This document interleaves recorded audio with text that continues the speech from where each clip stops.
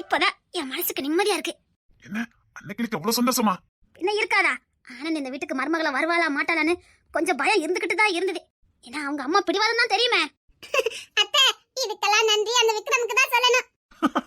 ஆமா. என்ன சொல்றீங்க? குட்டை குழப்புனதே அவன் தானே. இது விக்ரமுக்கு அவங்க அப்பாக்கோ எப்பவுமே அடுத்தவங்க பொருள் மேல தான் ரொம்ப ஆசை. அதான் நாம போய் விக்கிக்கு பொண்ணு கேட்டோமா, அதே பொண்ணு தான் முடிக்கணும்னு போய் வம்பிழுத்து இருக்கான். நான் திமிர போறோம் அங்க போய் காட்டியிருக்கேன். அப்பதான் அந்த அம்மா யோசித்து பாத்துருக்காங்க, நாம பொண்ணு கட்ட விதமோ அவங்க பொண்ணு கட்ட விதமோ. அதுக்கானே நம்ம விக்கி நல்ல கண்ணியமா நடந்திருக்கான், இவன் பொறுக்கி மாதிரி நடந்திருக்கான். அதுக்கப்புறம் தான் விக்கி ரொம்ப நல்லவன்னு தெரிஞ்சுக்கிட்டு இந்த முடிவுக்கு வந்திருக்காங்க. எப்படியோ எது நடந்தா நமக்கு சாதகமா நடந்திருக்கு, அது போதும். சும்மா சொன்னாங்க எது நடந்தாலும் நன்மைக்கேனே. இந்த உலகத்துல என்ன நடந்தாலும் நன்மைக்கே நடக்குன்னு நினைச்சிட்டு போயிடணும். விக்ரம் போய் பொண்ணு கட்டு பிரச்சனை பண்ணணும் எனக்கு கொஞ்சம் கோவமா தான் இருந்தது. ஆனா அவன் பண்ணினா போய் தான் அது நமக்கு சாதகமா வந்திருக்கு. எப்படியோ விக்கிக்கு ஆனந்தி கிடைச்சிட்டா, அது போதும். ஏங்க இன்னும் நாளை கடத்தக்கூடாது. எல்லாத்துக்கும் மூத்தவன் கிஷோர், அவனுக்கும் தேன்மொழிக்கும் அதை கல்யாணத்தை முடிச்சிருவான். அதுக்கப்புறம் பொண்ணு துறைக்கும் ஆதிராவுக்கும், அதுக்கப்புறம் விக்கிக்கும் ஆனந்திக்கும் முடிச்சிடலாம். என்ன நான் சொல்றது? ஆமாத்தே, இனினா கல்யாணத்தை தள்ளியே போடக்கூடாது. நம்ம வீட்டுல கல்யாண ஜோடிகளை விட காதல் ஜோடி தான் அதிகமா இருக்குது. இப்ப எல்லாரும் கிண்டல் பண்ண ஆரம்பிச்சிருவாங்க. நீயும் வர வர மீனா மாதிரியே பேச ஆரம்பிச்சிட்ட. அவ அன்னக்கிளியா மாறிக்கிட்டு இருக்கா, நீ மீனா எடுத்து நிரப்பிக்கிட்டு இருக்க. அத்தை சீரியஸா சொல்லிக்கிட்டு இருக்கேன். கல்யாண ஜோடியை விட காதல் ஜோடி தான் நிறைய இருக்குது. மாமியா மருமக மாதிரியா பேசிக்கிட்டு இருக்கீங்க? அப்பா நாங்க என்னைக்கு மாமியா மருமகன்னு சொன்னோம்? ஐயோ ஐயோ. பத்தியா உங்க அத்தைக்கு புன்னகை பாரு, இப்ப கூட அழகா இருக்க பத்தியா? என்னங்க? ஆஹா, இதுக்கப்புறம் நான் இங்க நிக்க கூடாது. அப்பா இல்ல சொன்னேன், சிரிக்கும் போது அழகா இருக்குல்ல? ஆமாப்பா ரொம்ப அழகா இருக்காங்க. எங்க அவ உங்களை கிண்டல் பண்ணுறாங்க, இங்க இப்படி பாத்தீங்கன்னா அவ கிண்டல் பண்ணாம என்ன பண்ணுவா? என்னன்னே தெரியல, உன் மேல வச்ச கண்ணை எடுக்கவே முடியலையே. எங்க பக்கத்துல மருமகா இருக்கா? இல்ல என் மகா. சரி நீங்க இப்படியே பாத்துட்டு இருங்க, நான் உள்ள போய் உங்களுக்கு சாப்பாடு ரெடி பண்றேன். அதெல்லாம் ஒண்ணு வேண்டாம், நீ இன்னைக்கு போய் ரெஸ்ட் அடி. நீ கொஞ்சம் வேலையா பாத்துருக்க, அப்பா வெளியில இருந்து ஏதாவது ஏற்பாடு பண்றேன், இல்லன்னா அப்பா பாத்துக்கிறேன். ஐயோ அப்பா நீங்களா? வேண்டாப்பா நான் பாத்துக்கிறேன்ப்பா. அதெல்லாம் ஒண்ணு வேண்டாம், சின்ன பிள்ளைங்க எவ்வளவுதான் ஓடி ஆடி வேலை செய்வீங்க, அப்பா பாத்துக்கிறேன். அத சொல்றாங்களம்மா, நீ போய் ரெஸ்ட் எடுப்போ. 2 நாளா ரா பகல ஓடிட்டு இருக்க, போ கொஞ்ச நேரம் ரெஸ்ட் எடுமா போ. அட்லீஸ்ட் காப்பியாவது போட்டு கொடுக்கறேனே. வேண்டாமா தங்கம், போய் கொஞ்சம் ரெஸ்ட் எடு போ. அது எப்படிப்பா நான் சோர்வா இருக்கேன்னு கண்டுபிடிச்சு சொல்றீங்க? அதான் அப்பா. தெய்வங்கள் எல்லாம் தோற்றே போகும் தந்தை என்பின் முன்னே தாலாட்டு பாடும் தாயின் அன்பும் தந்தை என்பின் பின்னே தகப்பனின் கண்ணீரை கண்டோர் இல்லை, தந்தை சொல்மிக்க மந்திரம் இல்லை. என்னுயிரதுவில் வர உன்னுயிரல்லவா, மண்ணில் வந்த நாரும் நகரல்லவா. அப்பா எங்களுக்கு அப்பா இல்லங்கிற வருத்தமே இல்லப்பா. நான் யாருமா? என் பிள்ளைங்க நீங்க எல்லாம். ஏமா நாங்க உனக்கு யாரு? ஒரு மகளுக்கு என்ன தேவைங்கிறது தகப்பனுக்கு தெரியும்னு சொல்லுவாங்க, அது உண்மைதான். நான் சோர்வா இருக்கிறத புரிஞ்சுக்கிட்டே அதுக்கேற்ற மாதிரி பக்குவமா நடந்தீங்களேப்பா. ஏமா தமிழ், அதெல்லாம் ஒண்ணு இல்ல, போ போய் ரெஸ்ட் எடுப்போ. சரிங்க போமா, போய் ரெஸ்ட் எடு போ. சரிங்கப்பா. என் புள்ள வாழ்க்கை என் கையாலே நாசம் நாக்க பார்த்தனே, அதுக்கு என் பிள்ளை இதே மாதிரி நீங்க வாழுவா? மருமகளை புள்ள மாதிரி பாக்குறாங்க. வாழும் போதே சொர்க்கம்னா அது இந்த வீடு மட்டும்தான். மருமகளா பார்த்தா மட்டும் போதாது, அவ உணர்வுகளுக்கு மதிப்பு கொடுக்கணும். அவ சோர்வா இருக்கான்னு தெரிஞ்சுக்கிட்டே அதுக்கேத்த மாதிரி நடந்துக்கிட்டாங்க. வயசான ஆட்கள் தானே, நினைச்சிருந்தா வேலை வாங்கியிருக்கலாம். ஆனா எவ்வளவு பக்குவா. சும்மா என் புள்ள வாழ்க்கை நான் நாசமனாக்க பார்த்தனே. மாப்பிள்ள வந்தோடனே மன்னிப்பு கேட்டணும். மரியாதை இல்லாம ரவுடி பையன்னு சொல்லிவிட்டனே. நான் அவ்வளவு ரவுடி பையன்னு சொன்னேன், அம்மான்னு சொல்லிட்டு போயிட்டாரு. அப்ப மாதிரி என் மனசு இறங்குச்சா? பார்வதியா இருந்துட்டேனே. கிஷோரை வெளியில கொண்டு வரதுக்கான ஏற்பாடு பண்ணிருக்காங்களாம். பண்ணுனதே இந்த பொண்ணு தரதான். ஏன் இவ்வளவு நல்லவனா இருக்கான்? பொண்ணு தர வெளியில வந்துட்டா விக்ரம் காலத்துக்கும் வெளியில தான் இருப்பான். அவன் வெளியில இருக்க கூடாது மதனே, அவன் வெளியில இருக்கவே கூடாது. அவன் இருக்க கூடாது. பொண்ணு தர உயர்ந்த போஸ்டுக்கு வரணும். அவன் வந்தா மட்டும்தான் நமக்கு விடிவு காலம்.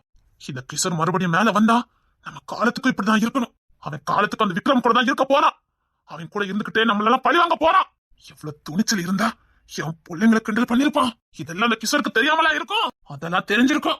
இவன் தான் சிக்னலே கொடுத்துப்பான். இந்த இடத்துக்கு இந்த நேரத்துக்கு எங்க அண்ணன் பிள்ளைங்க வருவாங்க, நீ வந்தா சிக்னல் கொடுத்துருப்பான்.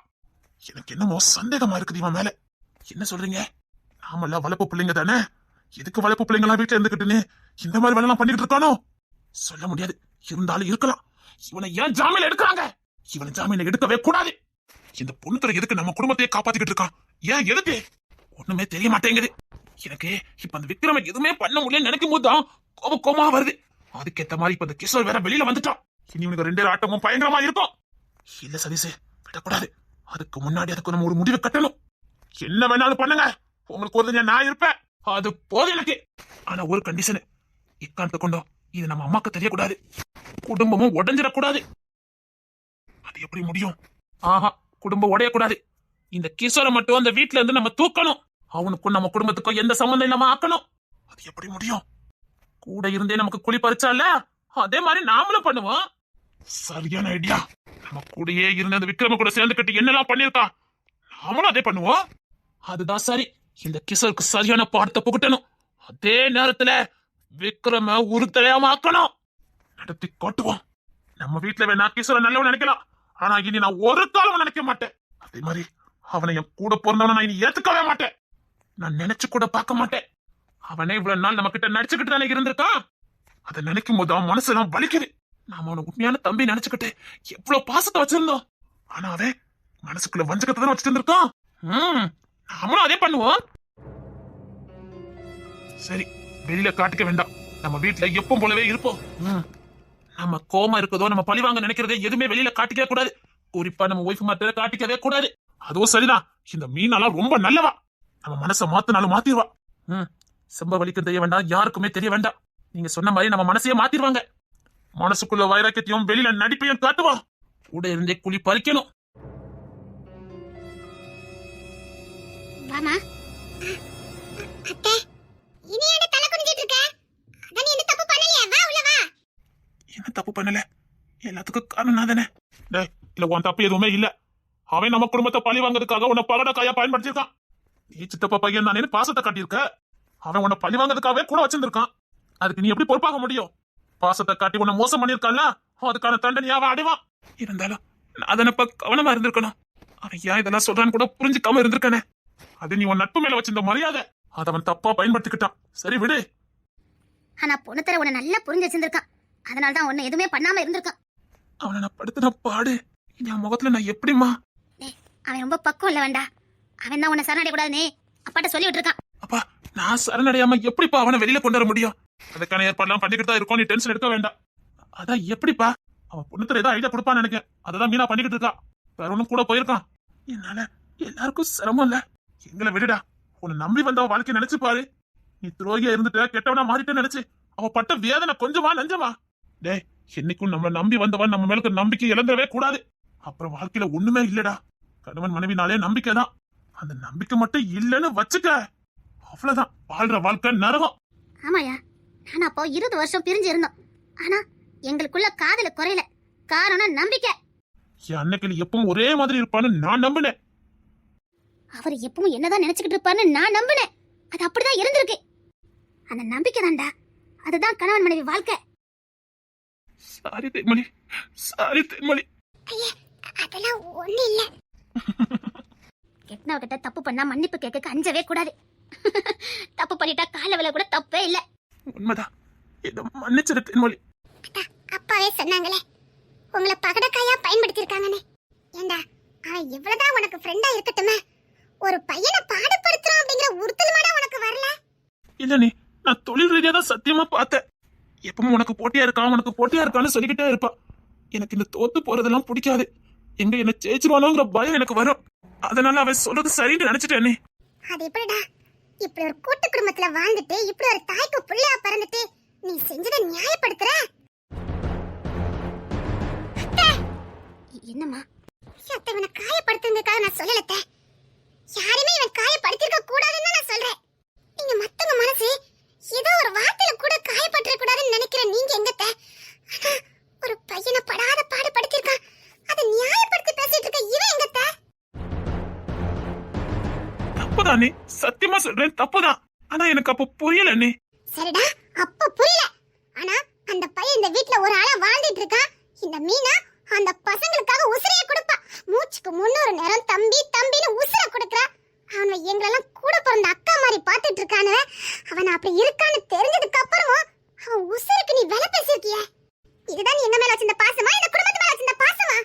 தெரியும் நீ என்ன தப்பா நினைப்பீங்கன்னு எனக்கு தெரியும். எப்போ பொண்ணு தர இந்த வீட்டுல ஒரு பிள்ளையா மாறினானோ, எப்போ மீனா அண்ணி அவனுக்கு தன் தம்பின்னு சொன்னாங்களோ, அப்பமே நான் நிறைய காரியங்கள்ல அவனுக்கு விரதம் அந்த காரியங்களை நான் எடுத்தேன். டேய், அண்ணி பேசுறது 100% உண்மைதான். நீ செஞ்சதா தப்பு தானே அப்பா. அதனாலதான் நான் செஞ்ச பாவத்துக்கெல்லாம் பரிகாரம் தேட ஆரம்பிச்சேன். அதான்ப்பா நம்ம பாப்பா சடங்கனைக்கு ஒரு பிரச்சனை வந்ததே. அவன் இந்த வீட்டுல பிள்ளைன்னு வரதுக்கு முன்னாடியே, அது 2-3 மாசத்துக்கு முன்னாடி அவன் மேல போட்ட பிளானே. நான் அதை மறந்துட்டேன்ப்பா. ஆனா விக்ரம் தான் நேரம் பார்த்து அடிச்சிருக்கான். பொண்ணு துறை நம்ம வீட்டுல தான் இருக்கான்னு எல்லாம் தெரிஞ்சு வச்சுக்கிட்டு தான்ப்பா அந்த பிளான போட்டிருக்கான். சடங்கனைக்கு கூட வந்திருந்தான். நான் அவன் கிட்ட கெஞ்சினேப்பா, வேண்டாம் விட்டுரு, அவனை விட்டுருன்னு எவ்வளவோ சொன்னேன். அவனை அதட்டி என்னால சொல்ல முடியாது, ஏன்னா அதுல நான் உடனடியா இருந்திருக்கேன். அதனால அவன் கிட்ட பேசி பார்த்தேன்ப்பா. ஆனா அவன் அதை காரியத்தை முடிச்சிட்டான். ஆனா என்னால எவ்வளவு காப்பாத்த முடியுமோ நான் அவளை காப்பாத்தினேன். அதுக்கப்புறம் தான் இப்ப இருக்க போஸ்டிங் நான் அவனுக்கு கொடுத்தேன். அது மூலமா தான் அவன் மேல வந்துருவான் தான் அந்த போஸ்டிங் நான் கொடுத்தேன்ப்பா. சரிடா, இதெல்லாம் நீ வீட்ல சொல்லிருக்கலாமா கூடாதா? பயந்தாமா, சொன்னா எல்லாரும் என்ன வெறுத்துருவீங்களோ, இல்ல என்கிட்ட பேசாம போயிருவீங்களோங்கிற பயம், என்ன தப்பா நினைச்சிருவீங்களோங்கிற பயம். அது இப்ப எங்க வந்து முடிஞ்சிருக்கு பார்த்தல. இப்போ உன் மேல இப்போ இங்க யாருக்கு நம்பிக்கை இந்த மாதிரி தெரியல. அண்ணே, அதான்டா எனக்கு வேதனையா இருக்குது. உன் அண்ணன் மாதிரி யாருக்குமே உன் மேல நம்பிக்கை இல்ல. எங்க மறுபடியும் ஒன்னால இந்த வீட்ல பெரிய பிரச்சனை வந்துருமோ எனக்கு பயமா இருக்குது. யாருமே இந்த வீட்ல இன்னும் முகம் கொடுத்து யாரும் பேசல. நீ அவங்களுக்கு துரோகம் பண்ணிட்டு தான் நினைச்சிட்டு இருக்காங்கடா. இப்ப எப்படி நீ அதை நிரூபிக்க போற? பணமரத்துக்கு கீழே நின்னு பாலே குடிச்சாலும் கள்ளு குடிச்சாலும் நம்புற உலகம் இது. நீ உங்க அண்ணன் மார்க்க நீ எப்படிடா புரிய வைக்க போற? அப்படியெல்லாம் யாருக்கும் புரிய வைக்கணும்னு அவசியம் இல்ல. ஆமா, அப்படியெல்லாம் புரிய வைக்கணும்னு அவசியமே இல்ல. புரிய வச்சுதான் பாசம் வரணும்னா அது பாசமே இல்ல. என்னடி சொல்லிக்கிட்டு இருக்க? ஆமா, ஏதோ சந்தர்ப்பம் சொன்னதே தப்பு பண்ணிட்டான். அதுக்காக அவன் எப்பவும் அப்படிதான் இருப்பான்னு அவன் நம்பிக்கை வச்சா, அப்ப இவருனால வச்ச பாசத்துக்கு என்ன அர்த்தம் இருக்குது? அத்தாயா மீனாங்கிறது. உண்மையிலே மதனே சதீஷுக்கு யாருக்கு முகம் சரியே இல்ல. தெரியும், எனக்கு எல்லாமே தெரியும். யாருக்கும் தன்னை நிரூபிக்கணும் யாருக்கும் அவசியம் கிடையாது. நம்புறவங்க நம்பட்டும், நம்பாதவங்க போகட்டும். அதுக்காக இந்த குடும்பம் உடைஞ்சுன்னு மட்டும் யாரும் கனவு காண வேண்டாம். அவன் கூட வாழ போற நம்புறா. இதுக்கு மேல யார நம்பணும், நம்பாம போனா என்ன? என்ன தேமொழி அவனை முழுசா நம்புறல? நீ முழுசா நம்புற?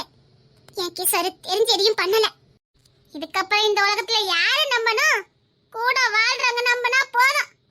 இப்படி மத்தவங்களுக்கு நிரூபிச்சுக்கிட்டே இருந்தனா வாழ்க்கை புள்ள நிரூபிச்சுக்கிட்டு தான் இருக்கணும். அப்படி சொல்லு மீனா. அது எனக்கும் புரியுது.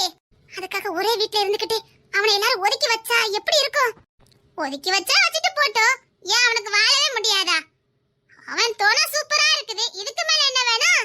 ஏன் சரிசி என்னையும் தினேசனை ஒன்னையும் ஒதுக்கி வச்சுதான் வாழ்ந்தாவ. நாம சந்தோஷமா வாழல? அவங்களுக்கு என்ன நிரூபிச்சுக்கிட்டா இருந்தோம்? அவங்களாதானே தேடி வந்தாங்க. அப்படி இவன் மேல நம்பிக்கை வச்சு இவன் அதை பண்ணிருக்க மாட்டான் நம்பிக்கை வச்சா திரும்பி வரட்டும். ஒன்னு சொல்றேன் தமிழே, அப்படிதான் நம்ம யாருக்கும் நிரூபிக்குங்கிற அவசியமே கிடையாது. நம்ம மனசாட்சிக்கும் நம்ம படைச்சவனுக்கும் உண்மையா இருந்தா போதும். ஒருத்தனுக்கு அவன் மனசாட்சியை விட சிறந்த நன்மை யாருமே கிடையாது.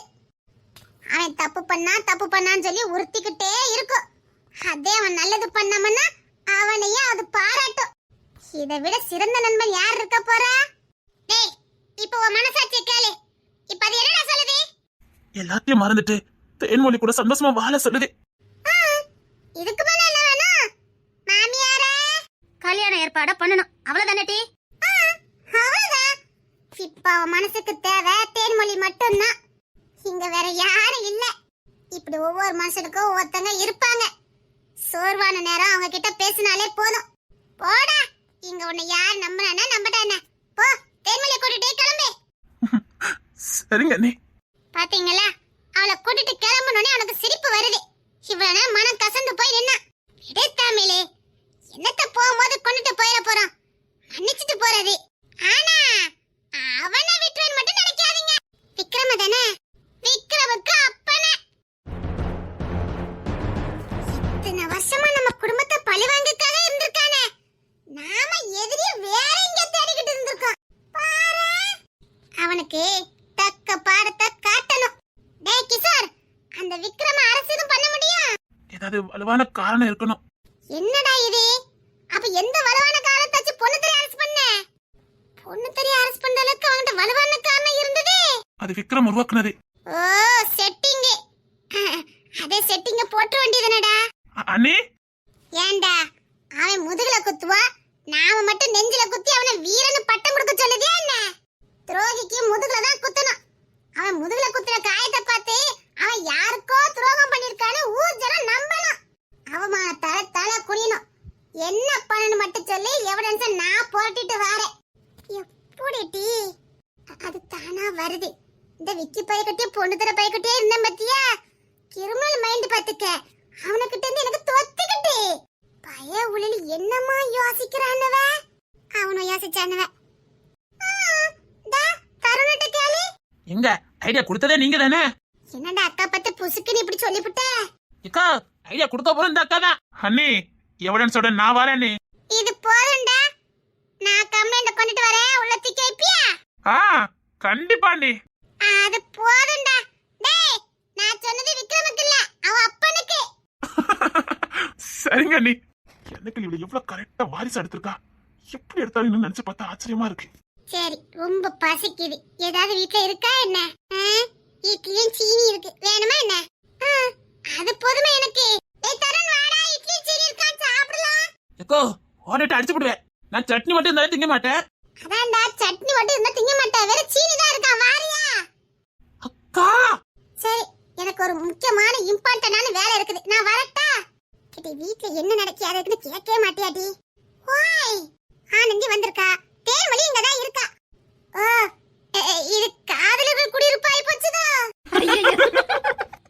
அது எப்படி நான் பேசுறதுக்கெல்லாம் டைமிங்கா பேசுறேன்? அது தானா வருது தமிழே. வருமட்டி வரும். சரி என் தோஸ்துங்க யாரு? அதான் மீனா குட்டின் செம்பகவல்லியா? அத நட்டி தோஸ்தே. எங்க ஊர்ல அப்படிதான் சொல்லுவாவே. உங்க ஊர் எந்த ஊரு டி? அதான் நம்ம ஊரு. நம்ம ஊர்ல இன்னைக்கு சொன்னாவே. அது ஒன் சப்பானி டைம் சொன்னாவே. சரி அவள எங்க? பொண்ணுத்தர கேஸ் விஷயமா தான் போயிருக்காளுவே. அம்மா செம்பகவல்லி நீ எங்க அனுப்புன? பயவுல இன்னும் வீட்டுக்கு வரலையாங்க? அக்கா எப்படி வந்திருப்பாங்க? சப்பா இப்பமே கண்ணை கட்டுதே. பயவுல ஒரு வேலைக்கு அனுப்பிட்டு பிறகு இந்த பயவுல தேடி போறதே எனக்கு பெரிய வேலையா இருக்குது. முடியலட்டி உன் பேச்சு இருக்கு பாரு. இரு மவளே இன்னொரு வாட்டி டைமிங்கா பேசுன.